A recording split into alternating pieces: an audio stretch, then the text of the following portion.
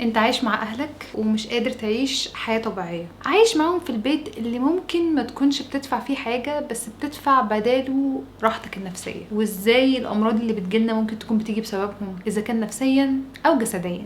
فالنهاردة هنتكلم عن ازاي تعيش وتبني نفسك وسط الاذى اللي بتتعرض له في بيت سام. بكل بساطه انا امنيه، انا عارفه المفروض انزل فيديو كل اسبوع بس تعبت شويه، رجعت لكم تاني وان شاء الله هنكمل. انا هنا عشان اقول لك انك مش مجنون لو بتحس انك وانت قاعد في بيت اهلك انتاجيتك وطاقتك وكل حاجه في حياتك بتقل، فانت مش مجنون، وهفهمك ازاي علميا وعمليا ونفسيا وكل حاجه. انت مش مجنون وانت مش وحش او انت مش وحشه عشان حاسس وحش ناحيه اهلك اللي المفروض سندك، وانت عارف ان اهلك اللي مسنود عليهم واقع. انا جايلكم من حته بعيده واعرف ناس كتير في حياتي بيتأذوا من اهلهم، عشان كده قررت اعمل الفيديو ده عشان الناس دي عرفت تنجو. فحسيت ان الكلام ده مهم جدا تسمعه لو انت لسه ما نجتش من الحرب اللي انت عايش فيها وسط بيت المفروض يكون بيحضنك بس هو بيهدك كل يوم. انا صعب عليا قوي اصور الفيديو ده، حتى صوتي يعني صعب عليا قوي اصور الفيديو ده، لان عارفه ان الكلام اللي هقوله مش مجرد كلام الناس هتسمعه. انا بتكلم عن حاجات الناس عايشاها وبتعيشها كل يوم ويمكن سنين. انا حاسه بيكم، اهدوا كده وهاتوا حاجه سخنه واسمعوني. مبدئيا انا مش فاهمه الصراحه ليه الناس بتتكلم عن حقوق الوالدين ومحدش بيتكلم عن حقوق الابناء. ايه ده، هو في حاجه اسمها حقوق ابناء؟ لما الاهالي تعامل عيالهم وحش دي حاجه وحشه، بس محدش بيتكلم عنها. الناس بتتكلم عن الطرف اللي هو احنا تجاههم، ما بيتكلموش عن الطرف اللي هم تجاهنا. فاهمين حاجه؟ فبالراحه. انا قلت حاجه؟ مين قال الكلام ده؟ انا ما قلتش حاجه. يعني احنا جيل طالع من عائلات عادي فيها الضرب والحرمان العاطفي قبل المادي. يعني الحرمان مش فلوس، الحرمان تقريبا اغلبنا ما ترباش. انا مش بشتم والله، دي الصراحه، ما تربيناش بشكل صحي. واول حاجه نفهمها ازاي تعرف انك بتتاذي بجد لما تبقى لغتك الاولى هي التحوير او الكذب او الفلتره، انك اهلك ما يعرفوش عنك كل حاجه، او ما ينفعش تبقى صريح زياده عن اللزوم، او اهلك مش امان تحكي لهم ايه اللي بجد في حياتك او ايه اللي بجد في حياتك. رقم واحد، لو بتحدد مصيرك، يعني تتعلم ايه وتدرس ايه وتشتغل ايه، ولو ما عملتش كده يبقى انت اخطأت وخطيئة كبيرة، على ان دي حاجة مش غلط انك تختار انت عايز تكون ايه. بس في البيوت المؤذية دي خطيئة. لو بتشتغل او بتشتغلي وبتتاخد فلوسك او فلوسك من غير دعم نابع منك انت انك تدعم وتساعد في البيت، فانت قاعد في بيت توكسيك. لان مش المفروض انت تشتغلي طول الشهر وحد من اهلك ياخد فلوسك. دي فلوسك انت، دي ملكيتك انت او ملكيتك انت. لو عملت كده، لو ما عملتش، حياتك هتبقى سودة باينه وصريحه ومتشافه. يعني الصراحه، يعني لو مش بتستريح في التجمعات العائليه، لو التجمعات العائليه بالنسبه لك عبء، قلبك بيتقبض او ما بتبقاش مرتاح، مفيش حد عيلته صحيه او سويه ما بيبقاش متشوق ان هو يقعد في تجمع عائلي. لان التجمعات العائليه هي احسن حاجه ممكن الانسان يعيشها. يعني التجمعات العائليه من اكتر الحاجات اللي بجد بتفرق في صحتك ومناعتك وحياتك وحياتك وكلنا، بس بتبقى بالنسبه لك انت تقل وهم وغم على قلبك، ومش مش عايز تقعد مع خالك ولا خالتك ولا باباك ولا مامتك، عشان انت عارف ان التجمع ده نوع من انواع العقاب، مش حاجه ممتعه تعملها اصلا. فانت مش بتعيش بشخصيتك في البيت، انت بتخلق شخصيه تتلائم مع البيت عشان عارف ان انت هتتعاقب، وشخصيتك الحقيقيه بره خالص، بره البيت. وخد بقى على ده، احنا بنضربك عشان نربيك، احنا بنحرمك عشان نقويك، احنا مش عارفه ايه عشان نهتم بيك، والكلام اسكتي، محدش يتكلم معايا في الموضوع. موضوع غير قابل للنقاش. مفيش مبرر للضرب، مفيش حاجه بتقول في العالم ان انت تضرب. فالضرب ده رقم واحد يعني رقم واحد كده، اول حاجه هنتكلم فيها لو بتضرب او في ضرب. كل الحاجات دي في صندوق كده اسمه الكبائر. عارفين الكبائر؟ هي دي الكبائر بتاعت العيله السامه. وفكره انك دايما لما تبقى بره البيت بتسوف وبتضيع وقت مع اصحابك عشان مش عايز ترجع البيت، او تهلك نفسك في كذا حاجه وتبقى فاكر انه والله انا بعمل كده عشان كذا، بس انت بتعمل كده عشان تضيع وقت عشان مش عايز ترجع البيت. او لما كل خروجه تخرجها ترجع البيت بغم وهم وتقل على قلبك عشان البيت مش الحاجه الامان اللي بترجع لها تستريح. الناس اللي بيوتها امان بيبقوا مبسوطين وهم راجعين البيت يرتاحوا من الخروجه، بيبقوا مبسوطين ان هم هياكلوا حاجه سخنه، هيعيشوا حياه امنه. بس ازاي ده هيأثر علينا اصلا لما نكبر؟ يا امنيه ما تسيبي الماضي، يا امنيه ايه شغل دور الضحيه؟ صدقني الاكنولج هو اول حاجه في حياتك هتعملها عشان ما تعيش دور الضحيه. يعني معرفتك بالحاجه هي اول حاجه هتعملها في طريق انك ما تعيش دور الضحيه. المهم دلوقتي اصل ده حصل وعدى، اصل يعني الماضي خلاص انتهى، وشغل عمرو دياب ده الماضي ما انتهاش. الماضي بيأثر على الحاضر. اول حاجه لازم تعرفها ال5 wands of your childhood. الخمس جروح بتاعت الطفولة بتاعتك. الجروح دي زي قطعة الأسمنت. عارف لما يبقى في اسمنت طري كده وحد يعلم عليه قبل ما الاسمنت ينشف، فلما يجي ينشف هيبقى ناشف والحاجه دي متعلمه، هتبقى عامله كده مش عامله كده. ليه؟ لان هي اتخبطت في الاسمنت ده قبل ما ينشف. فبالتالي الجروح بتاعه الطفوله دي عامله زي حته الاسمنت اللي لو حصلت قطعه الاسمنت دي ما بتتغيرش. ده اللي بيحصل في طفولتك، كأن حد عمل لك سوفت وير وحط في دماغك فيروس، والفيروس ده احتل السوفت وير بتاعك. لو انت فاكر او كنت فاكر ان انت اللي بتحدد حياتك، فهديك صدمة جحيم الوعي دلوقتي حالا. يعني سد ودانك. فأهلك بيحددوا شخصيتك بطريقة يعني خفية جدا. انت بتبقى فاكر ان انت بتتمرد وان انت مش شبههم وان انت مستحيل تبقى شبههم. المفهوم ده مشهور جدا في كتاب بالفرنساوي اسمه لي فونف لي ميمو لي فون جيموبيل الخمس جروح اللي بتمنع الانسان يكون نفسه. والدراسات اثبتت ان شكل مخنا فعليا بيتغير بعد الصدمه. يعني بعد ما تاخد صدمه وانت صغير، انت زي حته الاسمنت بالظبط اللي احنا اتكلمنا عنها، هتفضل معلمه فيك. يعني مخك بيتغير، خلقتك خلقيا بتتغير. اول جرح الرفض rejection. وده مثلا لما تكوني بنت وابوكي كان عايز يخلف ولد، فطول ما انت عايشه ابوكي يفكرك ان هو ما كانش عايزك في حياته، ان هو ما كانش عايز بنات، انا كنت عايز ولاد. او لو انت ولد هيفضل يقول لك انا ما كنتش عايز ولد كده، انا كنت عايز حد تاني غيرك، كنتش عايزك انت تيجي، انت جيت غلطه، انت جيت كده، احنا ما كناش عايزينك. فاول حاجه بتاخدها من العالم اللي انت عايش فيه ان انت مرفوض rejection. يعني تخيلي ابوكي اول حب في حياتك يبقى كده. او لما نيجي نحضن اهالينا او نكلمهم، احنا مش فاضيين لكم، احنا مش بطلوا دراما، ما تمشوا، احنا مش فاضيين للدلع اللي انتوا بتعملوه. اي نوع من انواع الرفض. او لو عيطتي يتقالك انت عيوطه او انت عيوطه. دي اول حاجه بتقابلها في حياتك، وده اول رساله بتاخدها من العالم اول ما بتتولد. انا مرفوض، انا محدش عايزني، انا ليه اتولد. هتقولي ده اي كلام، وكلنا اتدربنا واحنا صغيرين وطلعنا زي الفل وبنشتغل وتعلمنا وتخرجنا. الطفل ده لما يكبر هيكون بيتصرف تصرفات مش نابعه من شخصيته، هتكون نابعه من الجرح بتاع الرفض. وهي بتكبر وانت حاسس ان انت مش كفايه. مهما عملت، جبت 99% مش كفايه، جبت مش انت مش كفايه. بتهرب من العلاقات لان بالنسبه لك انت اترفضت من اهلك، فبره اكيد هيرفضوك، صح؟ بتنسحب بسرعه، تنسحب، مش عايز تتعرض للرفض تاني. مش بتعرف تطلب المساعده لان انت خايف تطلبها تترفض. ودي حاجه مش عيب انك تطلب حاجه وتترفض، بس ده بالنسبه لك حاجه كبيره لان ده اول حاجه دخلت في وشك اول ما اتولدت. تاني جرح معانا، وده بقى ليه مكانه خاصه في قلبي، اكتر جرح انا بحبه. ليه؟ لان كل الناس هتنكر ان هو عندهم، لان هو تحس ان هو شتيمه. والله هتحس ان هو شتيمه اول ما اقوله لك، او هتحس انك معيوب، او هتحس ان انا بقول لك يا اصفر مثلا، كاني بقول لك يا اصفر. جرح انك تتساب او تتهجر. الاباندمنت 1. الاباندمنت، اتمنى اكون قلتها صح. الاباندمنت الهجر يا جماعه، الهجر. الاب ساب البيت فجاه، الام كانت دايما مشغوله ووراها حاجات، بتكلم بنت خالتك، بتكلم خالتك، بتكلم ام خالتك اللي هي امها. كنت بتصحى من النوم تلاقي مفيش حد بيقول لك صباح الخير، ولا تعالى ذاكر لك، ولا تعالى اعمل لك، ولا تمين اصلا عايش معانا في البيت. بتبقى طفل بتكبر وما بتلاقيش حد يحميك يدافع عنك لو حصلت لك مشكله. مفيش حد، مفيش اب، مفيش ام. اصل ده بيشتغل وما عندهوش وقت، او التاني مش فاضيلك. ده اول احساس سيبان هتحسه في حياتك، وعلى اساس ده هتتعامل مع العالم. دي نضارتك خلاص، ده الفيروس اللي دخل على السوفت وير زي ما اتفقنا، وده اللي هيمنعك انك تكون نفسك. بالتالي هيكبر عندنا حد ناضج عاقل كبير، هيبقى عنده تعلق زايد جدا في العلاقات، او بيتجنب الاساس بتاعه انه كده مفيش حاجه بتكمل. فانا اعمل ايه؟ في ناس كده الفقد حاجه صعبه، بس الناس دي الفقد عندهم اصعب واصعب. الناس دي دايما بتبقى عايزه تطمن ان اللي بيحبوهم مش هيمشوا، اللي هو لو سابني هموت. الجرح الثالث والثالثه تبدا ومثبته في قلبك الهيوميليشن، الاذلال، او ان حد يعايرك، انك بتتذل باللبس اللي بتلبسه، التعليم اللي بتتعلمه، الفلوس اللي بتدفع لك، الاكل والشرب اللي بتشربه. ودايما بيحسسوك انك عبء، واحنا بنصرف عليك واحنا بناكلك. جبتوني ليه يا جماعه طالما انتوا هتذلوني يا جماعه؟ احنا صرفنا على تعليمك، طب هجيب حد من بره يصرف على تعليمه؟ ما انتوا المفروض تصرفوا على تعليمي، صح؟ او لما يجيبوا لك اكل او حاجه يذلوك على الحاجه دي، ودايما يحسسوك ان انت ما تستحقهاش، احنا عملنا لك دي كده على ان ده واجبهم. مفيش عيله سويه تقول لك احنا بناكلك وبنشربك وبنلبسك. انت شفت في حياتك ناس عيله حلوه كده وشكلهم حلو وجميل وكتكوت؟ بيقولوا لعيالهم احنا اكلناك وشربناك، او احنا بنجيب لك اكل تاكله. ما الام خلفت عشان تاكل، لا ده واجبهم. اوكي. او يكسفوك قدام قرايبك، اللي هو بص ده رفيعه ازاي، بص ده تخين ازاي، بص دي معصعصه، بص دي شعرها هكره، بص الواد ده اصفر. هتتذل ان انت اتولدت او على خلقتك،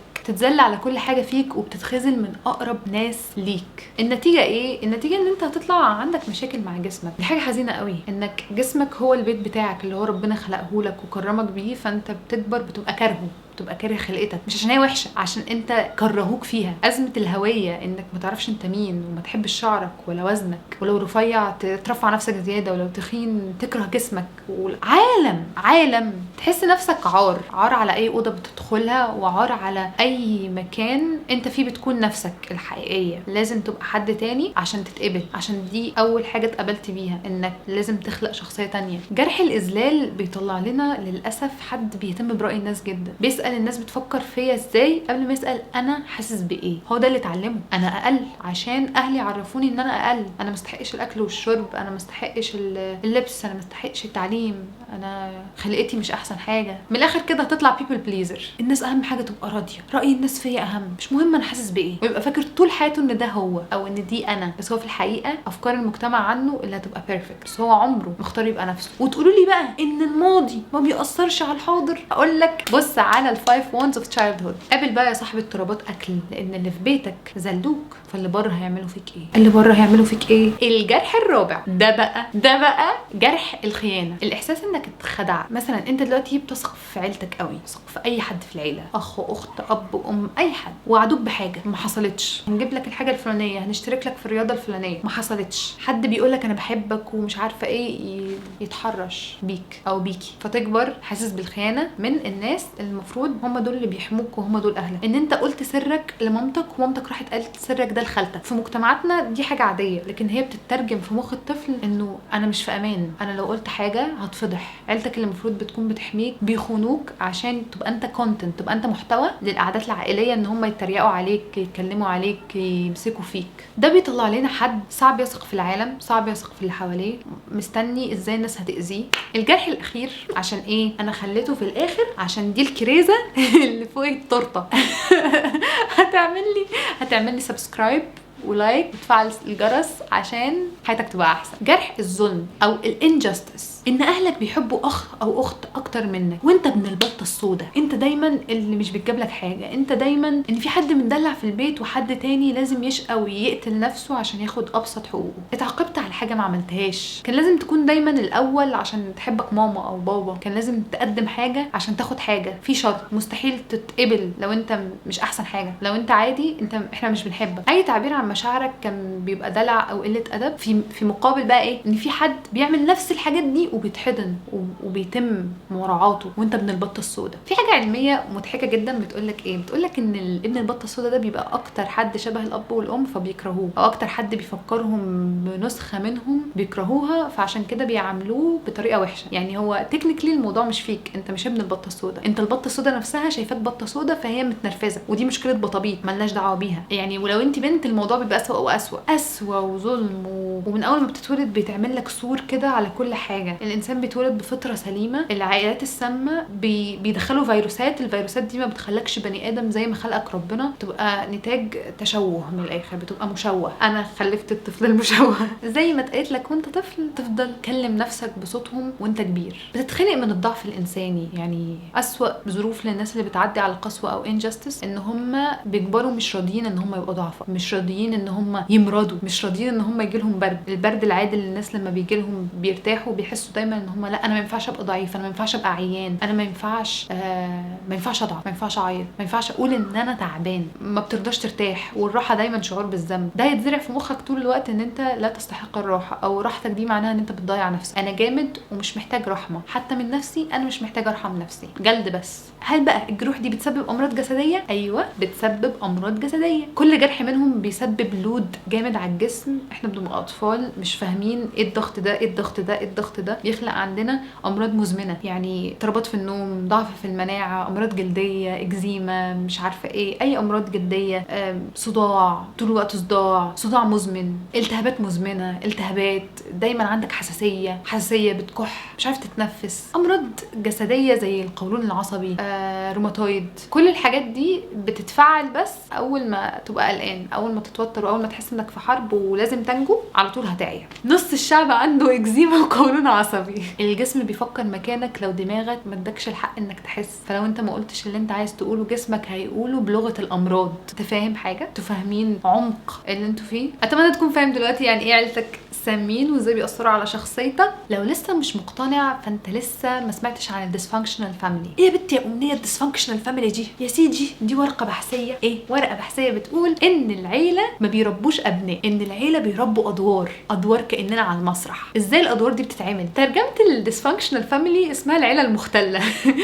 انا اسفه والله، بس اسمها العيله المختله، دي الترجمه الحرفيه، بس هي معناها الديسفانكشنال فاميلي العيله اللي مش شغاله، لا مؤاخذه، اللي هي العيله اللي مش شغاله يا فندم، مش راكبه على بعض. تحذير، جهز وعيك بقى عشان الحته دي هتخليك تدرك انت فين وهتبقى فين، وازاي هتوصل لاحلامك واهدافك اول ما تدرك دورك اللي انت خدته، وممكن تستغنى عنه عادي لان مفيش قوانين. احنا نتفق من الاول ان كل عيله مختله بتنتج ادوار مش اطفال. مش كل بيت في حد بيعمل مشاكل، في حد دايما صوته عالي، حد مش هادي، حد بينقذ الموقف، وحد بيضحك عمال على بطال. انت فاكر ان دي شخصيتهم؟ لا. لما بتبقى في بيت سام هو بيبقى عباره عن ساحه حرب. ساحه الحرب دي بيبقى فيها ادوار، كل واحد بيختار السلاح اللي هينقذ نفسه في العيشه فيها. نبدا باول واحد، ده بقى المفضل، الدور الاول، دور المنقذ او المنقذه. حد لما يحصل مشكله لازم يلم المشكله، حد مسؤول عن ان العيله تبقى كويسه، انه ما يحصلش دراما، ان لو حصل ده يبقى فلان هو المسؤول عن ده، فلان المفروض يعمل ده، حد كل المسؤوليه عليه، حد لازم ينقذ. وهتلاقي حتى في علاقاته بيختار ناس عندهم مشاكل عشان يروح ينقذهم، عشان ده اللي اتعلمه قيمته من ان هو حد بينقذ في الناس اللي حواليه. الشخص اللي بيلم المتكسر وهو اصلا مكسور، الشخص اللي مش عايز مشاكل، الشخص اللي عايز سلام، الشخص اللي دايما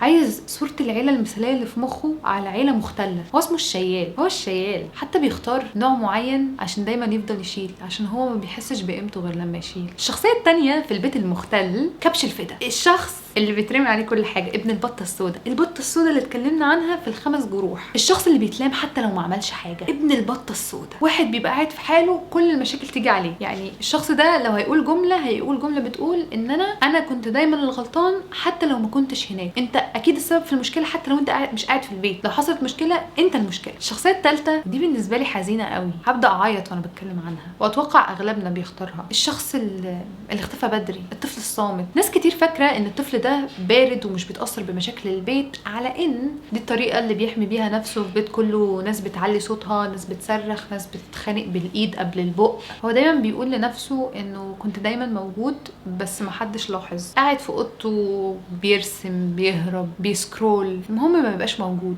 بيحلم احلام يقظه، بيعمل سيناريوهات في مخه مش حقيقيه. المهم ان هو ما بيبقاش موجود، المهم يختفي، مهم ان هو ما بيبقاش قاعد معاهم، مش بيتكلم كتير عشان هو كل ما اتكلم حس بألم، قرر ان هو يفضل ساكت. وعلى فكره دايما هيتقال للطفل ده ان انت كنت اهدى واحد، انت كنت احسن واحد، انت كنت افضل طفل في عيالي. الحقيقه غير كده تماما. وفي الشخصيه الرابعه، شخصيه المهرج، شخصيه ان انا هضحكهم عشان اتقبل، اللي هو بيعمل كوميديا سودا. المهم اتقبل، هم في الخناقات اضحكهم، اطلعهم من المود اللي هم فيه، انا المضحك، انا المهرج. اتس نوت فاني، انت مش مضحك، انت مش مهرج، انت بس دي الطريقه اللي انت اتعلمتها، ضحكتهم على حساب المك، مش حاجه حلوه. حتى الشخص ده لما بيكبر مش مستحيل يتكلم عن المه، مستحيل يقول انا موجوع. ازاي ده؟ انا الشخص اللي بفرح الناس، لو اتكلم عن المه ده بالنسبه له ايه ده انا هبقى تقيل. الشخصيه الخامسه هي شخصيه وحاضر ونعم، الشخصيه اللي بتريح الاب والام. الشخصيه دي الدور ده لما هيكبر برضه مش هيعرف يقول لا، وهيقلل من نفسه وهيشرنك نفسه، الناس دايما اكبر منه وانا تحت، المهم ان رضا الناس، مش مهم انا ابقى راضي. الشخصيه المرضيه، الطفل المفضل للعيله، الشخص اللي بيقول حاضر ونعم. الشخص ده لما هيكبر هيبقى سهل جدا الناس تستغله، هيبقى سهل جدا ان الناس تيجي عليه، هو فاكر ان دي الطريقه الوحيده اللي الناس تحبه بيها. الشخصيه دي بتعتذر حتى لو ما غلطتش. معلومه محدش هيقولها لك، ان كل شخص في العيله المختله بيتشكل حوالين ألمه مش حوالين نفسه، بيشوف الألم عامل ازاي وهيبقى عكس الحاجه دي. يعني صفاته مش دي الصفات الحقيقيه اللي المفروض تبقى فيه، مش دي الشخصيه اللي هو اختارها، هو نتاج ادوار تم اختيارها ليه. يعني انا مش دكتوره، انا بس بحسسك باهميه نفسك وسط العالم دي، عشان تخلي بالك من صحتك وتخلي بالك انت بتختار تبقى انهي شخصيه من الشخصيات دي اللي بيختاروها هم، مش اللي انت بتختارها انت. طيب وجينا لاهم حته في الفيديو، ازاي تنجو من بيت زي ده لحد ما توفر لنفسك مكان امن، ولحد ما تعيش عيشه تستحقها وتبقى في بيئه امان، وتبقى في وسط ناس فعلا بيحبوك، مش بيحبوا انت بتعمل لهم ايه عشان يحبوك.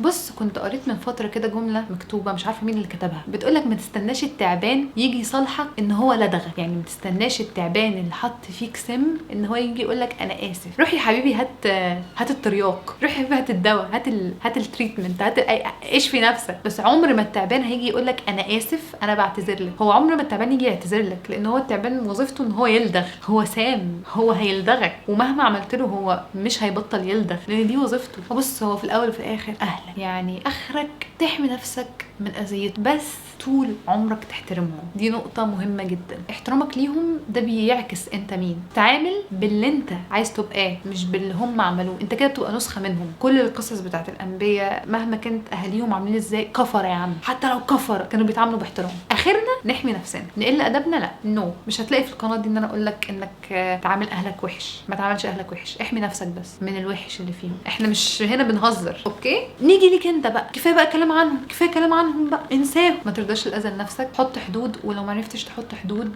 صدقوني الذوق بيتسمع اكتر من الصوت العالي. بالعكس الصوت العالي هيضرك وهيضر اخواتك وهيضر الناس اللي في البيت معاك ومش تاخد منه حاجه. واهم حاجه ما تحاولش تغيرهم، غير نفسك. طاقتك ربنا اداك طاقه عشان لنفسك، لحياتك، لمستقبلك انت او انتي. انتوا ما تقدروش تصلحوا اي حد، انتوا تقدروا تصلحوا نفسكم. الخناقات ملهاش لازمه، الحرب ملهاش لازمه، الحد الوحيد اللي تنتقم فيه وتحارب فيه هو انت. ايوه زي ما سمعت، انك تنجح وتقدر تحمي نفسك ماديا وعاطفيا وبيئيا، تحط نفسك في بيئه انضف، في ناس تعليك، في ناس احسن، تقرا وتشوف انت ازاي اتاثرت عشان تقدر تطلع. وفر طاقتك دي لنفسك، روح ابني حياه لنفسك لحياتك. هناك روح هناك كده، وروح اعمل حياه، ادرس وانجح وحقق حاجات محدش يتخيل انت ممكن تحققها. ده بالنسبه لي الانتقام الحقيقي. انت بتنتقم، يعني انت بتنتقم من الشخصيه من شخصياتك اللي معرفتش تاخد حقها، فانت بتبقى الاب والام ليها. ايه الطرق اللي ممكن نتعالج بيها من غير ما نحتاج فلوس عشان نتعالج؟ اول حاجه انك يبقى عندك وعي ذاتي، self awareness therapy. الفيديو ده بمثابه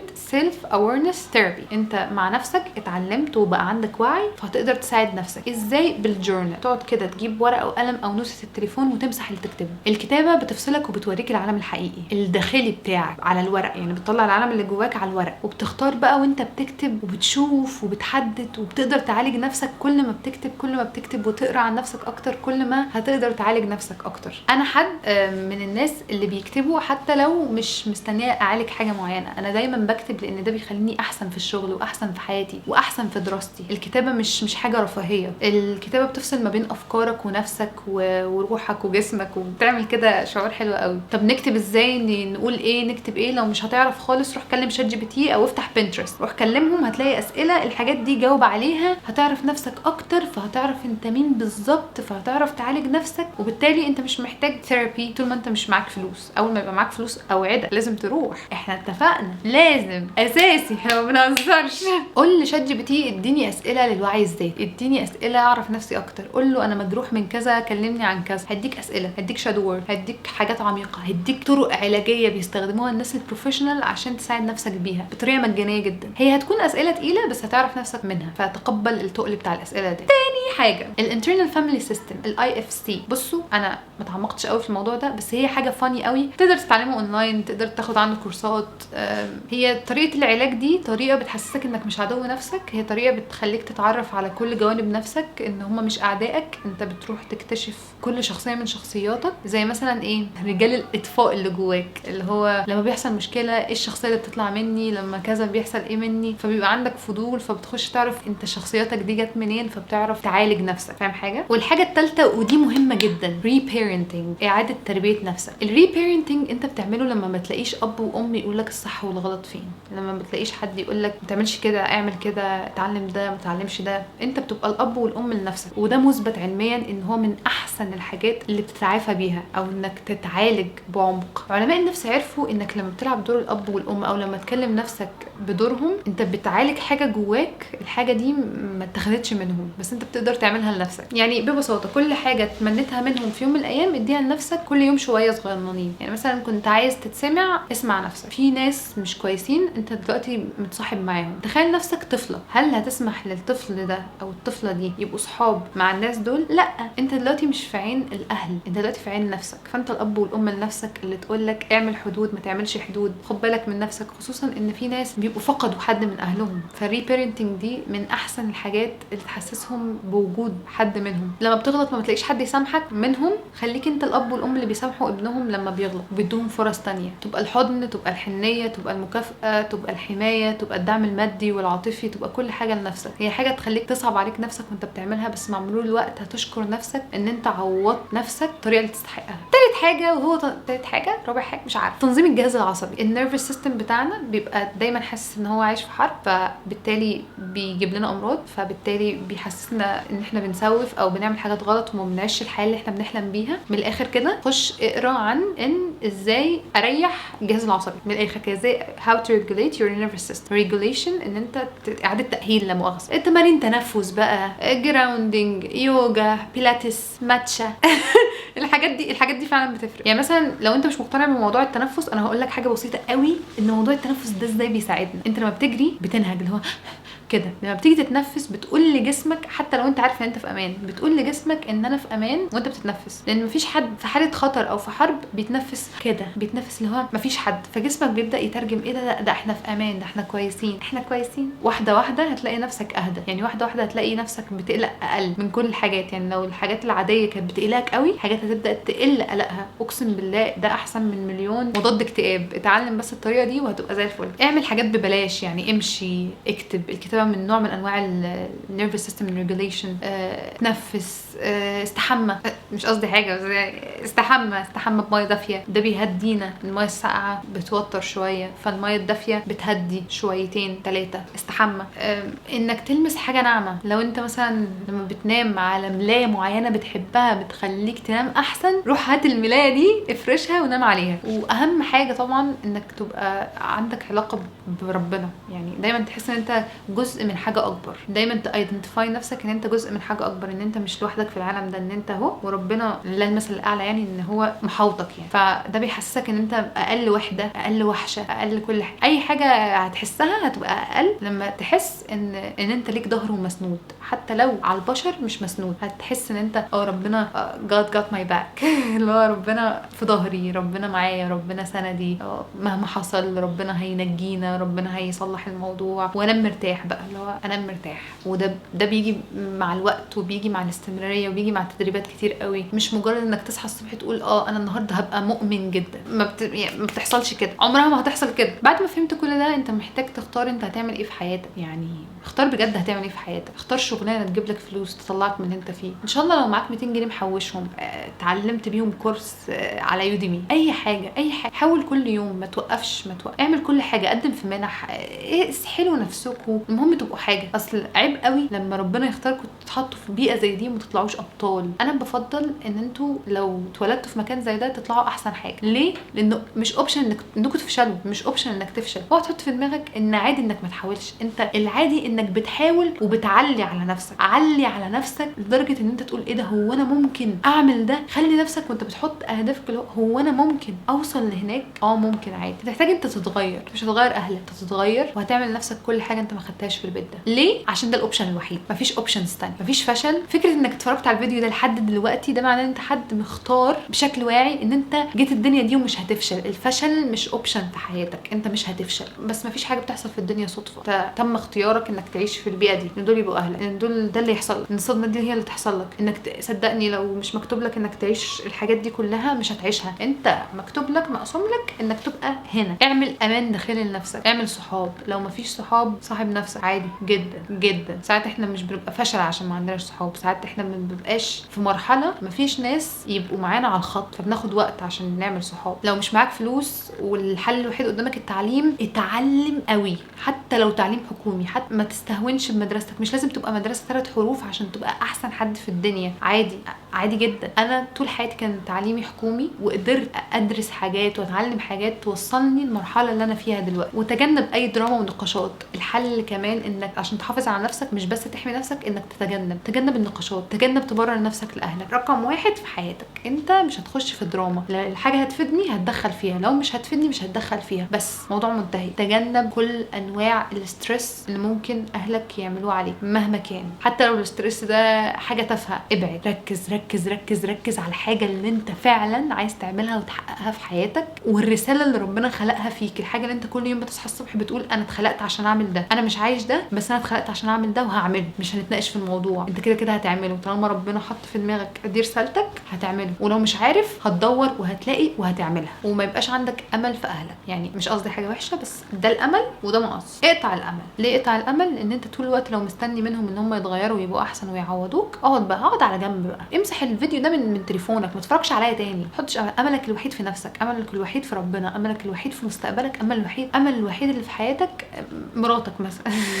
يعني امل دي امل نفسها مش راضيه. فحط كل املك وطموحاتك في حد واحد بس. الحد ده مين؟ انا امل الوحيد. مش مستني اي حاجه من حد من بعد ربنا. انا واي حد هيبقى ربنا اختاره ان هو يساعدني في طريقي. فما تتعلقش باي حاجه، وخلي املك الوحيد على نفسك. يعني مستحيل تصحى الصبح تلاقي حد بقاله 20 سنه بيأذيك هيصحى تاني يوم يعوضك عن كل اللي اذاك. لا لا لا. فبكل بساطه لو تعرف حد بيعاني ابعت له الفيديو ده. انا بجد بقول لك ابعت له الفيديو ده، عشان انا حاسه ان الفيديو ده انا حطيت مجهود كبير قوي في كتابته عشان فعلا يكون بيساعد وفعلا يكون بيأثر. وفعلا ممكن الفيديو ده يكون نقطه تحول في حياه الشخص اللي انت هتبعته له. ممكن تكون نقطه تحول في حياتك. خلي الفيديو ده عندك، وكل مره تحس فيها ان انت داون اتفرج عليه، تابعه، عيد وزيد فيه. فالفيديو ده لا نهائي من الاعداد، عادي تتفرج عليه كل شويه عشان تفكر نفسك كنت فين وهتبقى فين. فابعت الفيديو ده لاي حد محتاجه.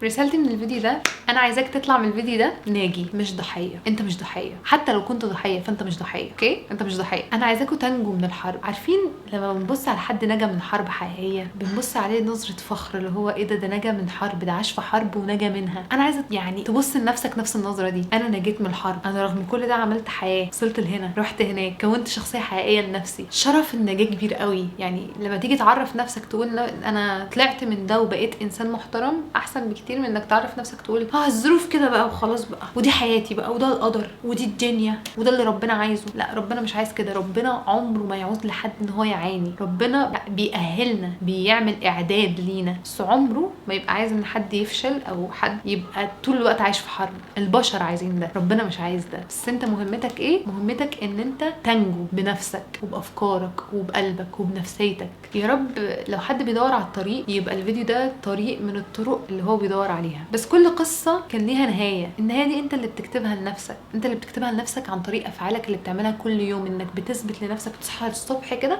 تصحى الصبح تبص في المرايه، تشو اوف لنفسك، تقول انا هوريك انا هعمل ايه النهارده. لو 1% هتتطور كل يوم انا راضيه، انا راضيه. المهم ما تقعدوش كده دي الظروف ودي الدنيا. عمرها ما كانت ظروف وعمرها ما كانت دي الدنيا. الحياه مش عشان تتعذبوا فيها. الحياه حلوه. في ناس بره بتنبسط، في ناس بره بتعمل فلوس، في ناس بره بتعيش، في ناس بره بتعيش مع عائلات اسوأ واسوأ وبيطلعوا احسن ناس في الدنيا. هتيجي انتوا تقولوا احنا مين؟ انتوا كتير. انت اكتر من اللي انت فاكره عن نفسك. انت بس لسه ما تعرفش انت مين. الاذى مش بيقلل منك، الاذى بيعلمك حاجه وبيعددك لحاجه انت ما تعرفش اهميتها غير لما تسعى وتروح لها. انت بس تم اختيارك لرساله معينه، الرساله دي كانت عشان تطلع منك محتاج تعدي على السكه دي. انا مش ببرر الاذى، انا بس بطمنك انه مش صدفه، او انه الشر اللي في العالم ده، او انا ليه بيحصل لي انا كده، واشمعنى انا. مش عايزاكم تطلعوا من الفيديو ده بتقولوا اشمعنى انا. عايزاكم تطلعوا من الفيديو ده تقولوا الحمد لله ان انا اللي حصل لي كده، عشان انا اللي هعمل كذا في المستقبل. انتوا هتتعافوا وهتلاقوا كل حاجه انتوا بتتمنوها. وعايزه اقول حاجه بس، ان التعافي ده مش زرار، مش حاجه بتدوس عليها بتصحى الصبح تلاقي نفسك اتفرجت على فيديو امنيه عوض وبكره بقى هبقى انسان جديد وهبطل السجاير. كمان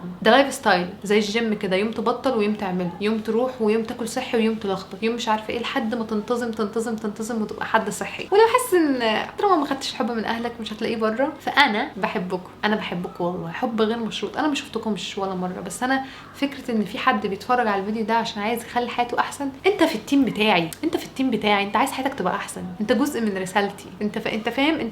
انا بحبكم حب حقيقي. وبس كده. لو عجبكم الفيديو لايك وتابعوني، بحبكم قوي، وبس كده.